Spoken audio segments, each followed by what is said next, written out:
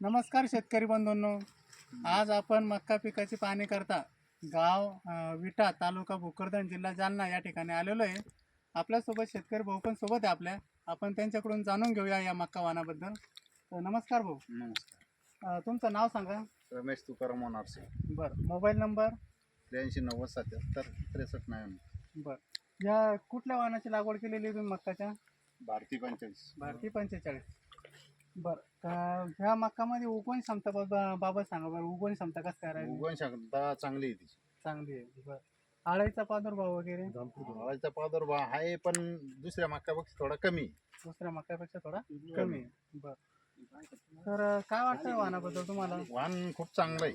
खूप चांगलं आहे. हो. बरं, लवकर येणार आहे का उशीर आहे? लवकर येणार आहे. लवकर येणार. 35-24 पक्षी 15 ते 20 दिवसांनी लवकर येणार. बरोबर. इतर वाणापेक्षा लवकर येणार. लवकर येणार आहे. बरं. आम्हाला एक कणूस खोलून दाखवा तुम्ही लाईव्ह मध्ये. ये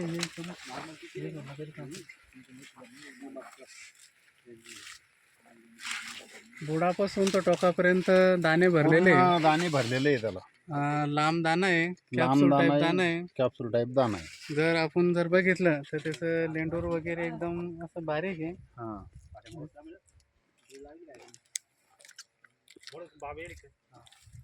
लेंडूर वगैरे असं बारीक आहे आणि कॅप्सूल टाईप दाणा आहे.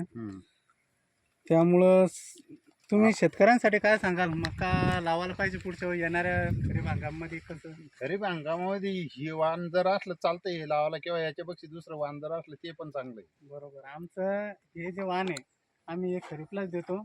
आमचा रब्बीमध्ये भारती 99 म्हणून वाण येतं. ते जे वाण आहे ते वाण रब्बीसाठी स्पेशल आहे. ते आम्ही खरीपमध्ये रिकमेंड करत नाही. हो का? बरोबर. तुम्ही येणाऱ्या वर्षी लावू लावा आता रब्बीमध्ये. रब्बीमध्ये लावणारच. ओके. चालेल. धन्यवाद.